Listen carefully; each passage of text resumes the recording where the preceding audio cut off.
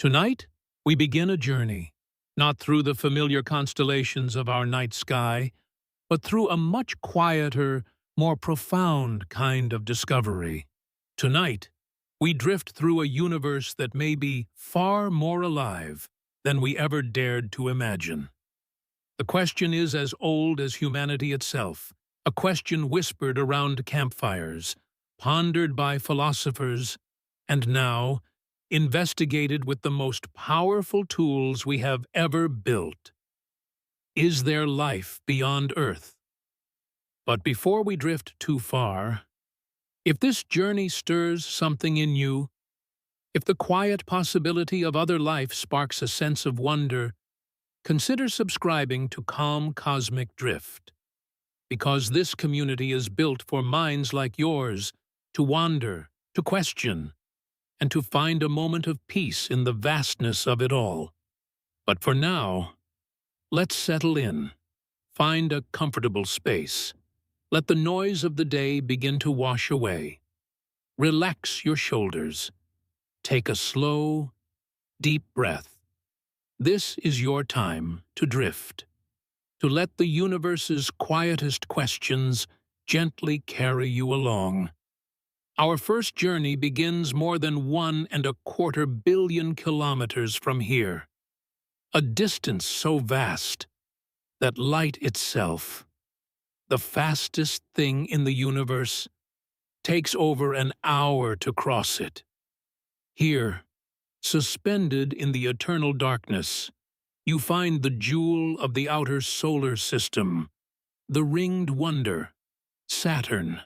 And circling this magnificent giant, tucked within the glow of its icy rings, is a tiny world that may hold the answer to our oldest question.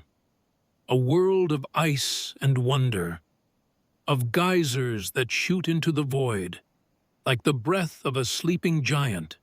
A world that has, in the span of a single human lifetime, transformed from a mere point of light in a telescope to the most promising place in our solar system to find life beyond Earth.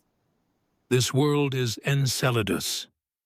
To understand Enceladus, we must first understand its home, Saturn, a planet so vast it could swallow 700 Earths and still have room for more. A world of swirling clouds and storms that have raged for centuries, of rings made of countless icy particles, each one a tiny moon in its own right. Saturn is a kingdom of wonders, and Enceladus is one of its most extraordinary subjects. Enceladus was discovered in 1789 by William Herschel, the same astronomer who first glimpsed Uranus. But for more than 2 centuries, it remained a mystery. A faint point of light in the darkness, too small and too distant to reveal its secrets. It wasn't until the Voyager spacecraft flew past in the early 1980s that we began to suspect something extraordinary was happening on this tiny moon. Voyager sent back images of a brilliant, snow-white world. So bright, it reflected almost all the sunlight that hit it. It was the brightest object in the entire solar system. And it was a puzzle. A world that old should have been darkened over billions of years by micrometeorite impacts and cosmic dust. It should have looked like a dirty snowball, not a pristine field of fresh powder.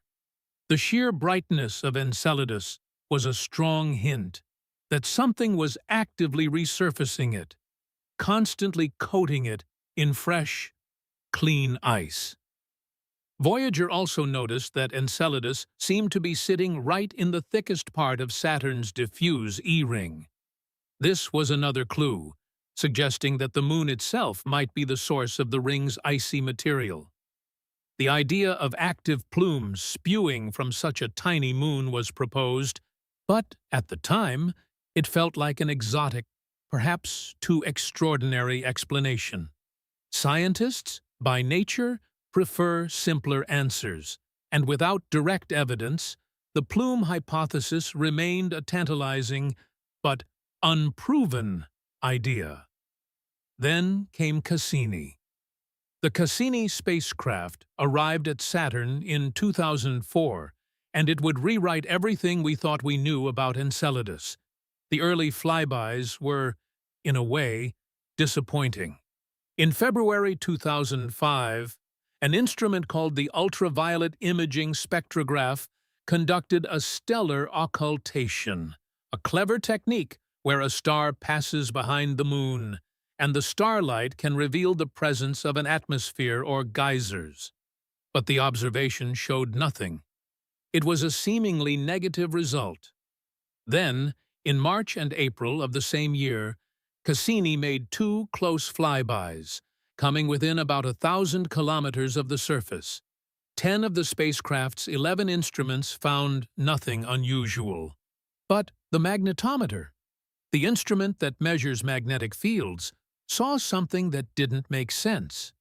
It looked like Saturn's magnetic field lines were being bent and draped around something above Enceladus, as if they were encountering a large obstacle, an obstacle far larger than the moon itself. The only reasonable explanation was an atmosphere, or perhaps a plume of gas and water vapor, extending far into space.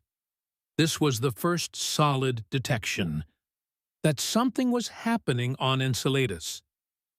But the evidence was still circumstantial. The magnetometer had seen a ghost. Now they needed to see the ghost itself. This led to a high-stakes decision by the mission team. One of the lead scientists proposed that during the next flyby, Cassini would drop to within a mere 173 kilometers of the surface. This was risky. Fuel is precious on a spacecraft billions of miles from home, and changing the trajectory to get so close would use up valuable propellant, potentially shortening the mission. But the potential reward was immense. On that flyby, Cassini's cameras captured the first detailed images of the south polar region of Enceladus, and they were extraordinary. The images revealed a landscape unlike anything else in the solar system. It was almost entirely free of impact craters, meaning it was geologically young. The terrain was complex, carved by tectonic patterns that suggested a dynamic interior. Most striking of all, they saw a set of deep, parallel fissures running across the South Pole, which scientists informally named tiger stripes. These tiger stripes were, and are, the source of the moon's heat. From these cracks, enormous plumes of water vapor and icy particles were erupting, shooting hundreds of miles into space at about 800 miles per hour. Cassini had not just found an atmosphere, it had found a geyser, a cryovolcano, powered by a hidden ocean beneath the ice. Think about what that means. Imagine standing on the surface of Enceladus. If you could survive the cold, you would see a world of brilliant white ice, crisscrossed by dark, mysterious fractures. And from those fractures, geysers of water are erupting into space. So powerful, they create a fountain that feeds one of Saturn's rings. It's a world that is alive, not with animals or plants, but with geological activity, powered by the immense gravitational pull of Saturn itself.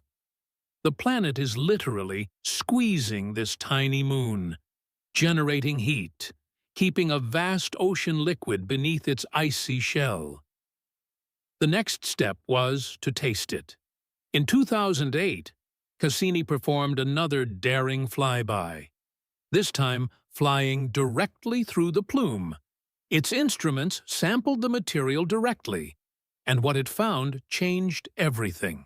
The plume was a complex soup of water vapor, carbon dioxide, carbon monoxide, and a surprising mix of organic materials. The carbon-based molecules that are the building blocks of life. We had tasted the water of an alien ocean, and it was rich with the chemistry of life. Over the years, as the data from Cassini was meticulously analyzed, the picture became even more compelling. Scientists discovered that the tiger stripes are in constant motion, stretching and buckling under the immense gravitational pull of Saturn. The Moon's interior is heated by this tidal friction, a process that generates enough energy to maintain a global but liquid ocean beneath its icy shell.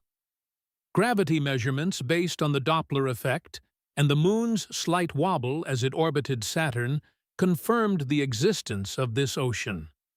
The data was consistent with a global ocean about 6 to 10 kilometers deep, beneath an ice shell that is 30 to 40 kilometers thick. We weren't just looking at a small sea, it was a vast, planet-wide ocean. The most recent, and perhaps most significant discoveries, have come from a detailed reanalysis of data from one of Cassini's highest-speed flybys. This reanalysis, published in Nature Astronomy in 2025, examined freshly ejected ice grains from the plume, sampled at an encounter speed of nearly 18 kilometers per second. By analyzing the mass spectra of these particles, scientists were able to identify a rich array of organic compounds. They found aromatics, aliphatic compounds, esters, ethers, and compounds bearing nitrogen and oxygen. The newly detected compounds included aliphatic and cyclic ester and ether families, some with double bonds in their molecular structures. To help you understand what this means, let's break it down. Aromatics are molecules that contain ring structures, like benzene rings, which are very stable and are found in many biological molecules. Aliphatic compounds are chains of carbon atoms, like the fats and oils in our food. Esters and ethers are compounds that contain oxygen and carbon, and they are often involved in the building of cell membranes. Think of cell membranes as the walls of a house, keeping the inside in and the outside out. Without them, life as we know it couldn't exist. The fact that we are finding these molecules on Enceladus is like finding the building blocks of a house, even if we haven't found the house itself. What makes this even more extraordinary is the presence of phosphorus. In a study published in 2022, scientists discovered that Enceladus's ocean contains phosphorus, a key element for life. Phosphorus is essential for DNA, RNA, and cell membranes. It's one of the 6 essential elements for life on Earth, known as the Kenops elements: carbon, hydrogen, nitrogen, oxygen, phosphorus, and sulfur. We have now detected 5 of these 6 elements in the material from Enceladus. The only one missing is sulfur, and there are good reasons to believe it's there too. This means Enceladus has all the ingredients necessary for life. Imagine you are baking a cake. You have the flour, the sugar, the eggs, and the butter. You have everything you need. You just need to mix them together and apply heat. On Enceladus, the ocean is the mixing bowl, and the hydrothermal vents on the sea floor are the heat source. The ingredients are all there. The question is, has the cake been baked? And there is another fascinating piece of evidence. In October 2024, scientists announced the detection of hydrogen cyanide in the plumes of Enceladus. Hydrogen cyanide is a molecule that is considered a precursor to amino acids, the building blocks of proteins. It's like finding the blueprint for life. To put this in perspective, hydrogen cyanide is a molecule that, when combined with other molecules, can form amino acids, which then combine to form proteins. Proteins are the workhorses of life, performing all sorts of functions in our cells. Finding hydrogen cyanide on Enceladus is like finding the first step in a long staircase that leads to life. But here is the most important thing to understand. We are not saying we have found life on Enceladus. We have not. What we have found is an environment where life could exist. We have found all the ingredients. We have found the energy source. We have found the chemistry. But we have not found the life itself. That is the next step. And that is what makes Enceladus so exciting. It's not that we have found life. It's that we have found a place where we can look for it. And that is a profound discovery. Now, let us drift from the ringed planet Saturn to the realm of the king of the gods, Jupiter, a world of storms and thunder, of a great red spot that could swallow Earth whole, a planet so massive it exerts a gravitational pull that shapes the entire solar system. But today, we are not focusing on Jupiter itself. We are turning our attention to one of its many moons, a world that may be hiding life in its dark, hidden depths. We are going to Europa. Europa, one of Jupiter's 4 largest moons, was discovered by Galileo Galilei in 1610, a tiny point of light dancing around the giant planet. For centuries, it was just a curiosity, a faint speck in the night sky. But as our telescopes improved, we began to see more. We saw a bright, icy surface, remarkably smooth and free of impact craters. This was puzzling. A world without craters is a world that is geologically active, constantly resurfacing itself, erasing the scars of ancient impacts. In the 1970s, NASA's Pioneer and Voyager missions provided the first close-up images, and they only deepened the mystery.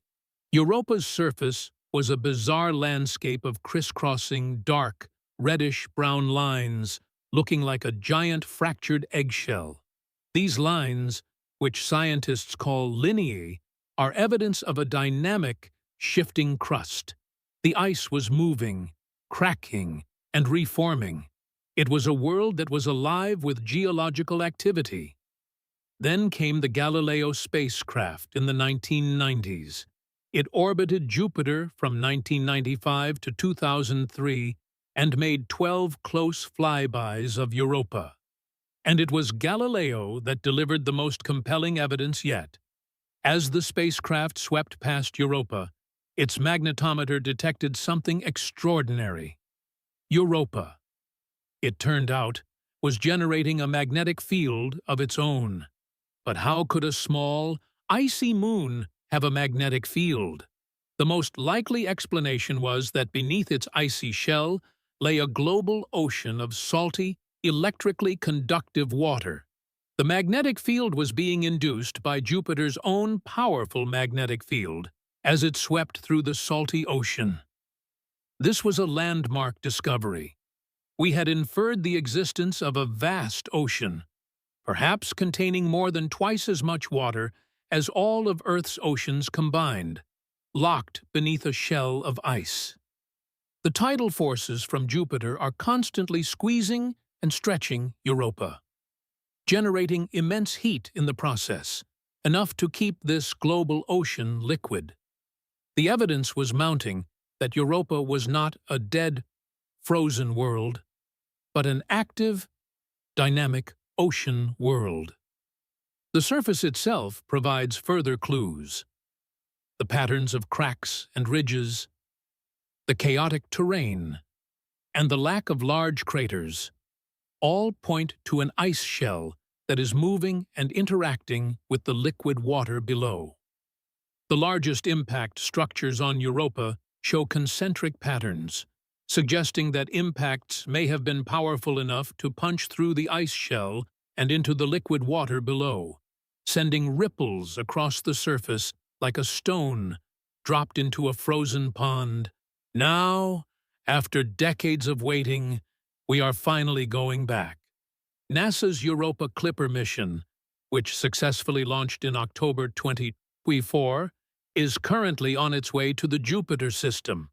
Its primary goal is to investigate Europa's habitability, to determine if there are places beneath the ice where life could exist.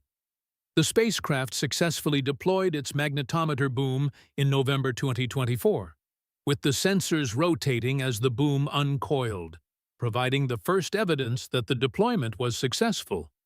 The mission will perform 49 flybys of Europa after arriving in 2030, with gravity assists at Mars and Earth along the way. The Earth Gravity Assist in December 2026 will provide a unique opportunity for absolute calibration of the magnetometer by flying through Earth's well-characterized magnetic field, while the Mars flyby in March 2025 allowed for testing of the thermal imaging system and ice-penetrating radar. Europa Clipper is equipped with a powerful suite of instruments designed to peer beneath the ice. Its ice-penetrating radar, called REASON, will sound the vertical structure of the ice shell, searching for the ice-ocean interface, and characterizing the distribution of any brines or salts in the subsurface. Its magnetometer will measure the induced magnetic field with greater precision, providing independent evidence for the ocean and constraining its depth, salinity, and thickness. Other instruments will map the surface composition, searching for organic compounds, and study the geology of the Moon. One of the most exciting aspects of the Europa Clipper mission is its ability to search for and directly sample potential water plumes. Like Saturn's moon Enceladus, which we explored earlier, Europa may also be venting water vapor into space. If such plumes exist, Clipper will be able to fly through them, directly sampling the water from Europa's hidden ocean, with its onboard mass spectrometer, looking for the chemical signatures of life. But here is the difference between Europa and Enceladus. Enceladus is relatively small, and its plumes are vigorous and frequent. Europa is much larger, and its plumes, if they exist, are more elusive. The evidence for plumes on Europa has been controversial, with some observations suggesting them and others not. But the potential is there, and if Europa Clipper can confirm the existence of plumes and sample them, it could be the first time we directly analyze the water of an ocean that has been isolated from the rest of the universe for billions of years. What would that water taste like? We don't know, but we suspect it would be salty, rich in minerals, and possibly filled with organic compounds. It could be a place where life, if it exists, has evolved in complete isolation from Earth, a completely independent branch of the tree of life. It's a thought that is both humbling and exhilarating. We are not just looking for life, we are looking for a second genesis, a proof that life is not a unique accident, but a cosmic phenomenon. Now, let us drift from Jupiter, the king of the gods, to the ringed planet once more. But this time, we are not going to Enceladus. We are going to Titan, Saturn's largest moon, a world so different from our own that it challenges our very definition of what a habitable world looks like. Titan is the only moon in our solar system with a substantial atmosphere, and its atmosphere is thick, complex, and rich in organic molecules. When you look at Titan through a telescope, you don't see a rocky or icy surface. You see a hazy, orange sphere, a kind of cosmic smog. This haze is the result of photochemical reactions in the upper atmosphere, where sunlight breaks down methane and nitrogen, leading to the formation of complex organic compounds that eventually drift down to the surface. The chemistry happening in Titan's atmosphere is extraordinarily complex, surpassing that of any other atmosphere in the solar system. It's a natural laboratory for prebiotic chemistry, resembling what primitive Earth might have been like billions of years ago.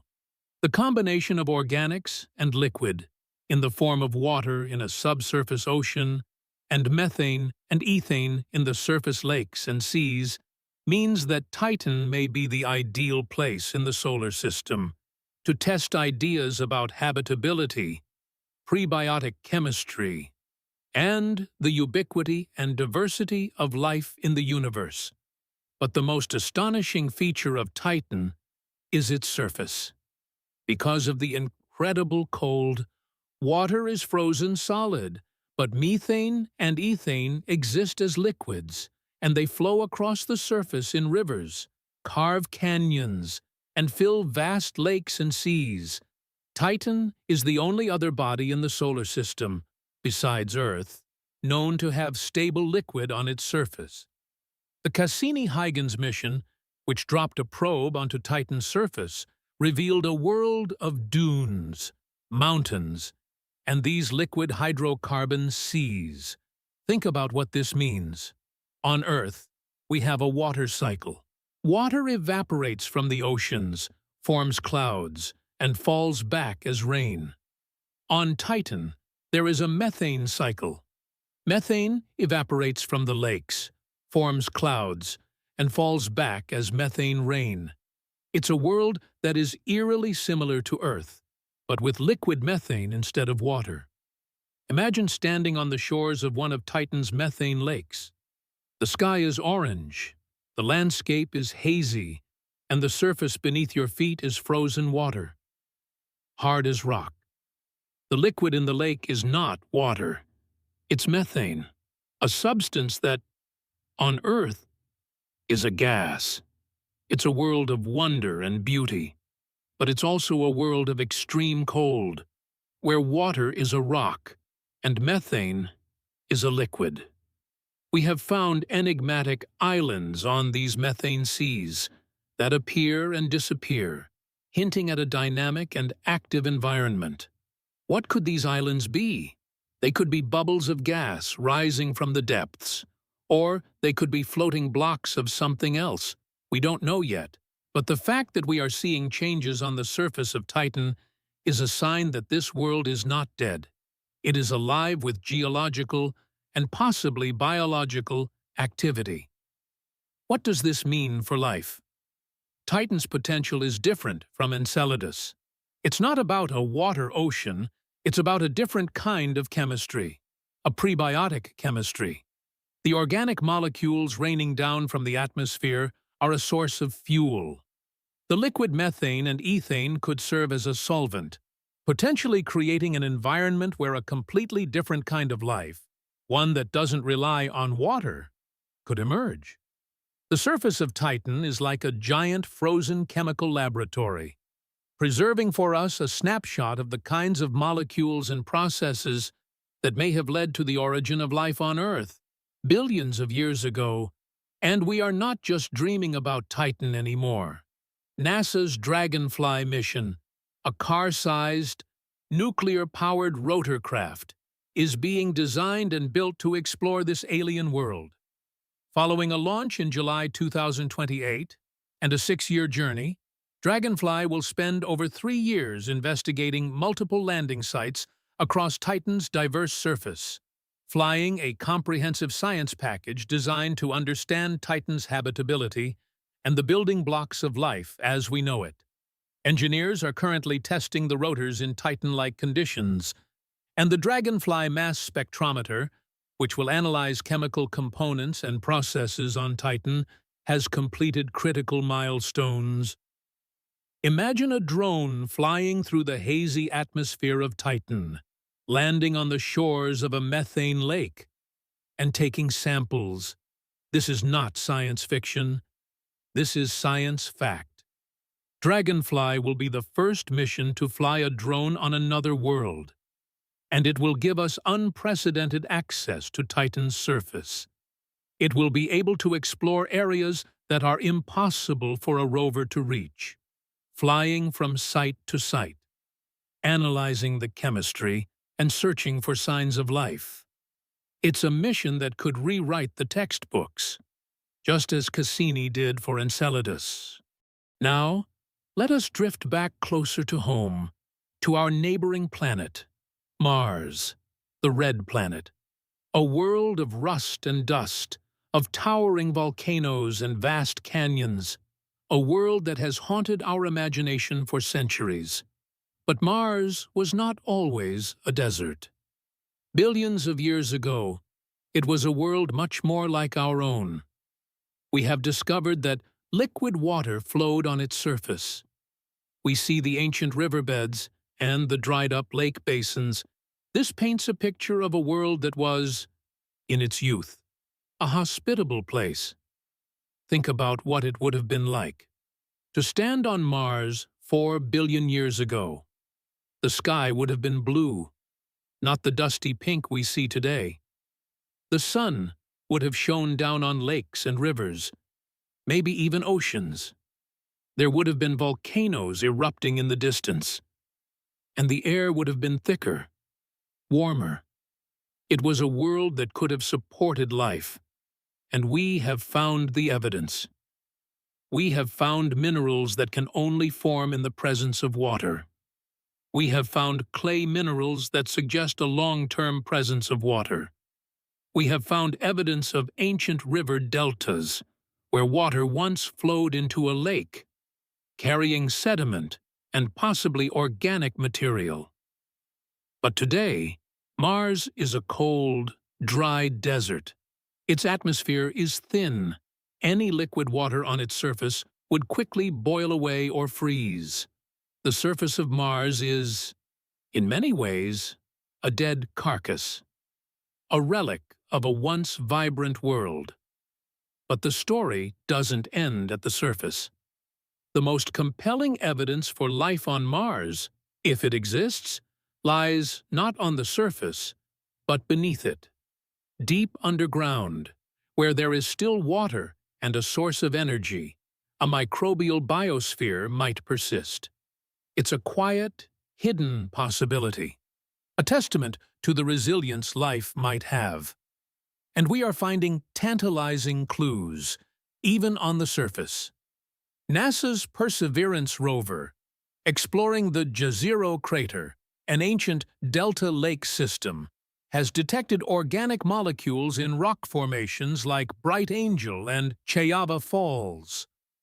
The Sherlock instrument on Perseverance identified G-bands in Raman spectroscopy data, indicating the presence of organic molecules, which can be created by both geological and biological sources.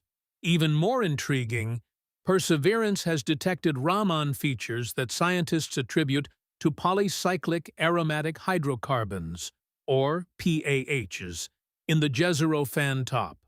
These complex organic molecules may have formed through endogenous igneous processes and were subsequently preserved by sulfate precipitation, which aligns with previous studies on Martian meteorites and at Gale Crater. To help you understand what this means, think about a time when you burnt a piece of toast. That black, charred residue is a form of organic material. Organic molecules are simply molecules that contain carbon. They are the building blocks of life, but they can also be formed by non-biological processes. The presence of organic molecules on Mars does not mean there is life. What it means is that the ingredients for life were there. And in a place like Jezero Crater, where we know there was once a lake, the presence of organic molecules is a crucial clue. And there is another piece of evidence that is even more intriguing. Perseverance has detected what scientists call leopard spots on the rocks in Jezero. These are tiny, dark spots surrounded by lighter halos, and they resemble structures that on Earth are formed by microbial activity. On Earth, these spots are often the result of chemical reactions involving iron and sulfur, which can be mediated by microbes. Of course, the leopard spots on Mars could also be formed by non-biological processes, but the fact that they resemble structures that are associated with life on Earth is a reason to be excited. Imagine you are a detective investigating a crime scene. You find a fingerprint on a glass. The fingerprint could belong to the suspect, or it could belong to someone else. You need more evidence. You need a DNA match. On Mars, we have found the fingerprint, we have found organic molecules, and we have found structures that could be related to life. Now we need the DNA match. We need to bring these samples back to Earth, to analyze them in our most advanced laboratories. That is exactly what the Mars Sample Return mission is designed to do. It's a mission to collect samples from Perseverance, package them up, and send them back to Earth. The recent decisions by NASA and the ESA have introduced some complications. In April 2025, NASA announced a significant restructuring of the Mars Sample Return Program.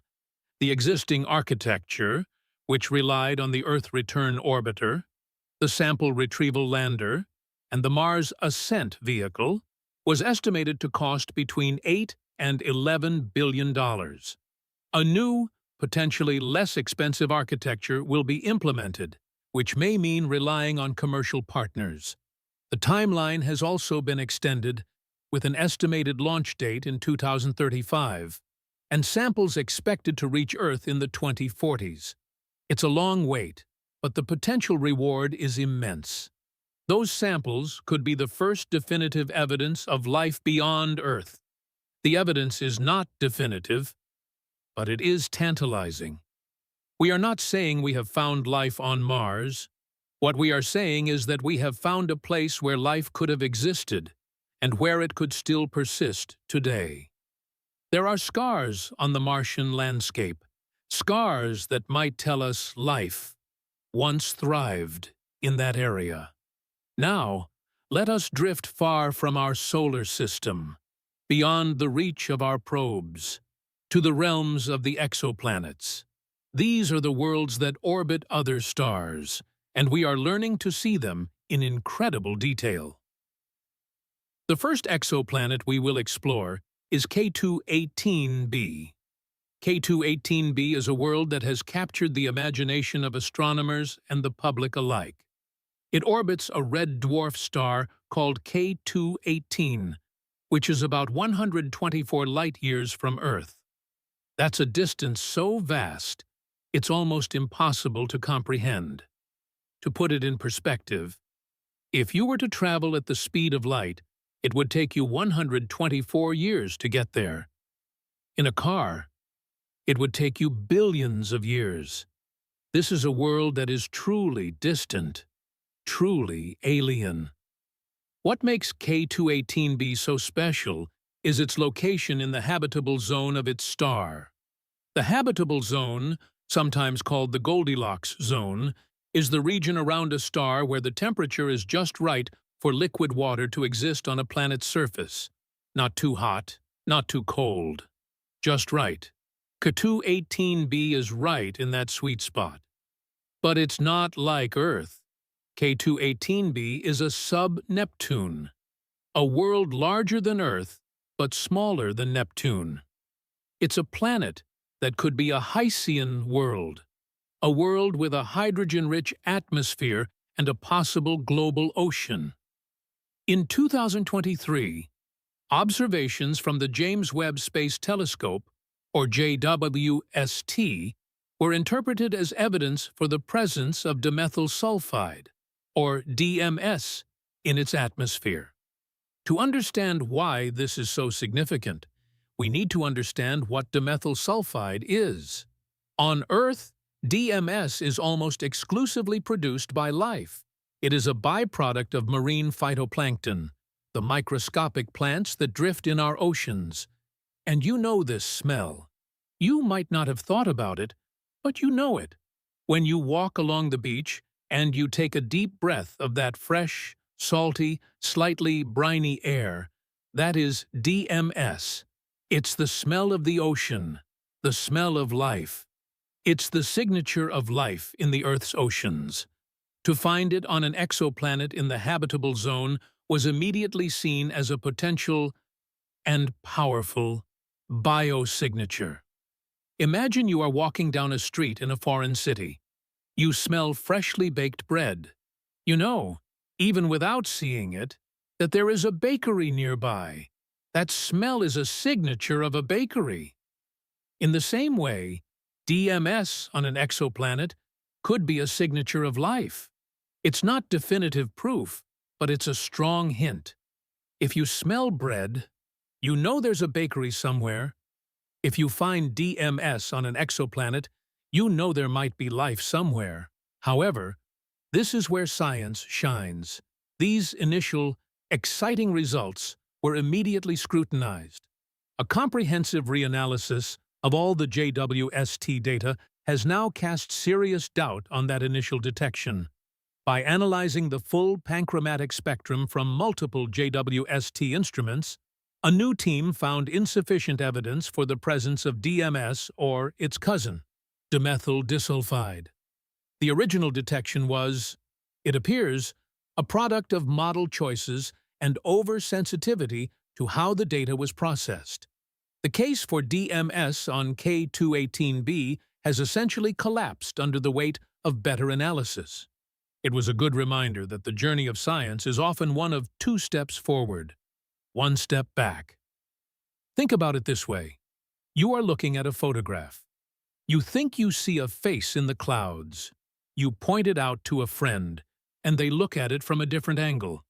Suddenly, they see something else. They see a dragon or a spaceship. The face was never really there. It was your brain interpreting a pattern. That's what happened with K218b. The data was ambiguous, and different scientists interpreted it in different ways. The more rigorous analysis suggests that the DMS was never really there. But that doesn't mean K218b is a dead end. Far from it. We know it has methane and carbon dioxide in its atmosphere. It is still a prime candidate for a water world, a laboratory for understanding the possibility of life in a hydrogen-dominated atmosphere. The story of K218b is a story about the process of science itself, the excitement of discovery, the importance of rigorous follow-up, and the way our understanding evolves as we gather more and better data. Moving on to another fascinating exoplanet, LHS 1140b. This planet is a temperate terrestrial world residing within the habitable zone of its M-dwarf host star, making it an exceptional target for study. Recent observations by JWST have ruled out a hydrogen-dominated atmosphere for LHS 1140b. Instead, the data indicates a nitrogen-dominated atmosphere, much like our own Earth. Even more intriguing, the data suggests the presence of water vapor, ammonia, carbon monoxide, and, most excitingly, nitrous oxide. Nitrous oxide is another potential biosignature gas. On Earth, it is primarily produced by biological processes in our oceans and soils. The detection of nitrous oxide, combined with the presence of water vapor and a nitrogen atmosphere, positions LHS 1140b as a prime candidate in the search for life. In this case, the data disfavors the presence of carbon dioxide, which could actually support the idea of a liquid water reservoir where CO2 could be trapped.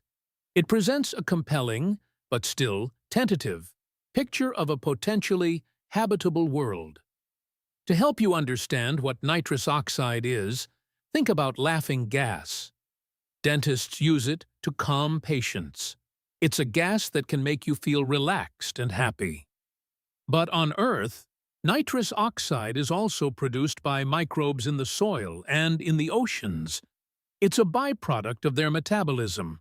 So finding nitrous oxide on an exoplanet is like finding a chemical signature that could be related to microbial activity.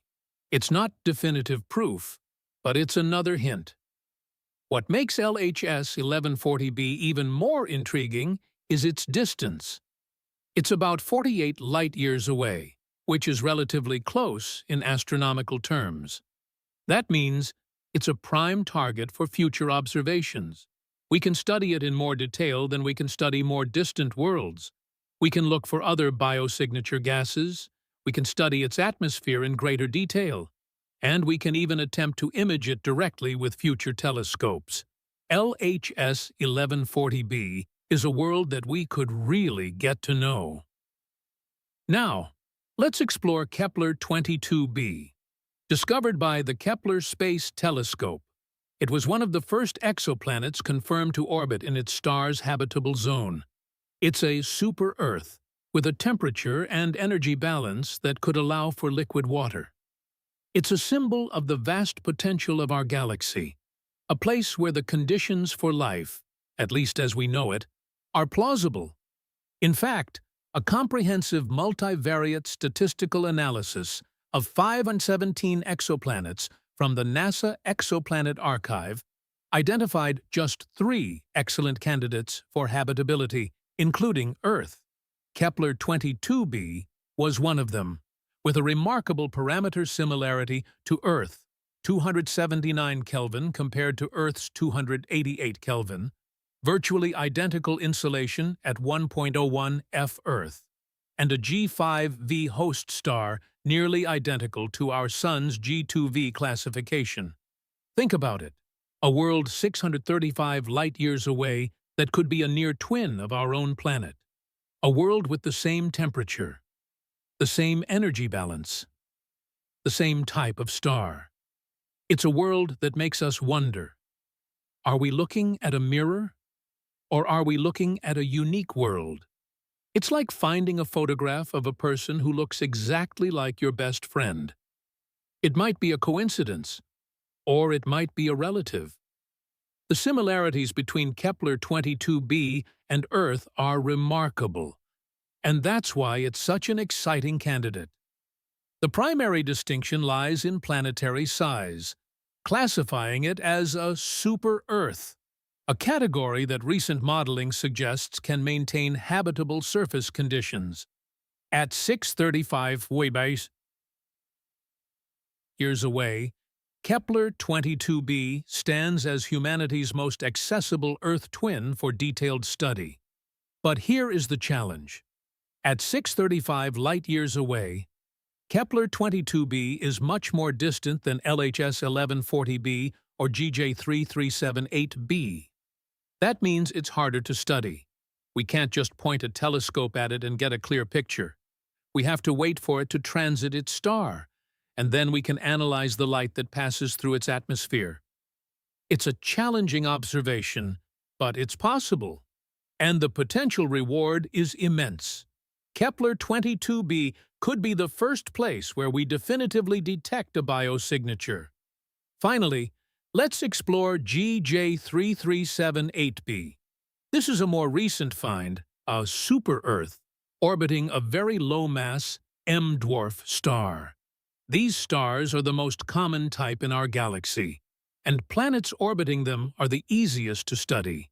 GJ 3378b is a nearby world, at just 7.73 parsecs, about 25 light-years, which makes it an excellent target for future observation. It has a minimum mass of 5.26 Earth masses on an eccentric 24.73-day orbit around an M4V star. It receives about 90% of the radiation from its host star that Earth receives from the Sun, placing it right in the sweet spot of the habitable zone. But here is the mystery. GJ 3378b is situated near what researchers call the cosmic shoreline, a region where solar radiation can strip away atmospheres, much like what is believed to have happened to Mars. Does it have an atmosphere? We don't know. Future observatories, like NASA's Habitable Worlds Observatory planned for the 2040s, will be able to image planets like GJ 3378b to confirm whether they have atmospheres and search for signs of life. It's a world that sits on the edge of a cliff. Is it going to fall into the abyss? Or is it going to survive? Only time and future observations will tell. What makes GJ 3378b so intriguing is its eccentric orbit. It's not a perfect circle, it's an ellipse. This means that its distance from its star changes over the course of its orbit. When it's closer to its star, it gets more radiation. When it's farther, it gets less. This could create a dynamic climate, with seasons that are more extreme than anything we experience on Earth. It could also create tidal forces that generate heat, potentially making the planet warmer than it would be otherwise. It's a world of possibilities, a world that challenges our assumptions about what a habitable planet looks like. So, what does all of this mean?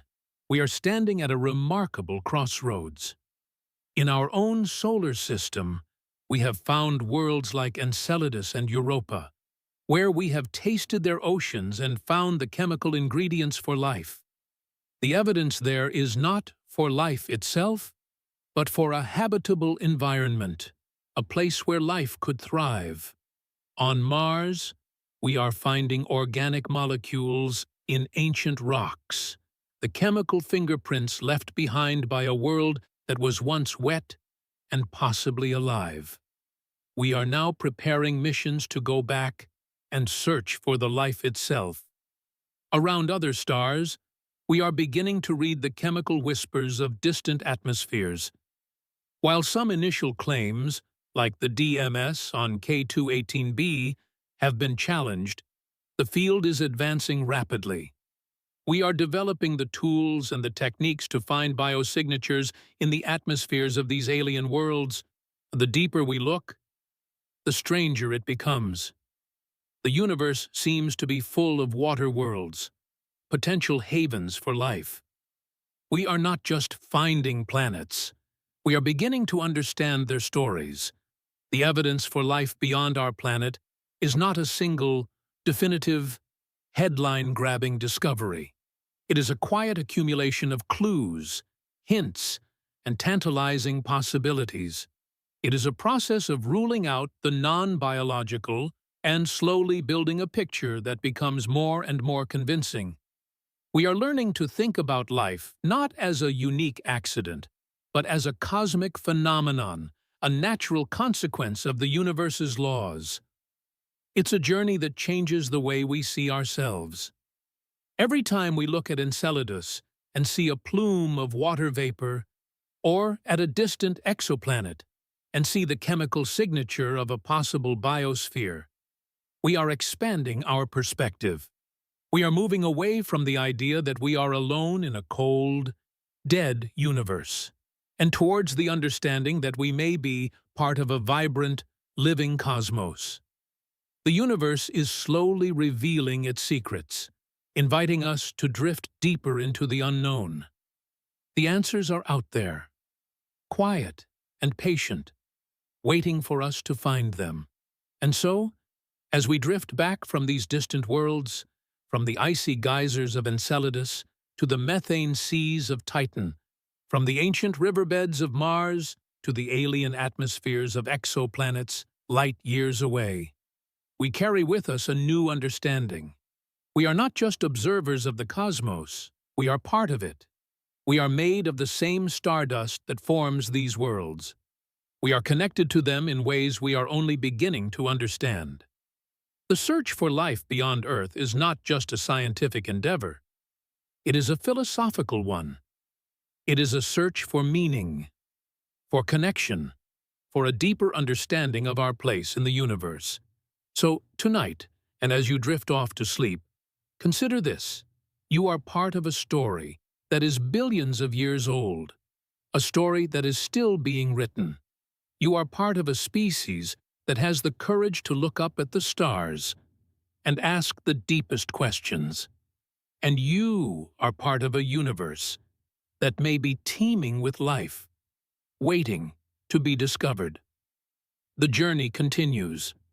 The questions remain, and the answers, when they come, will change everything.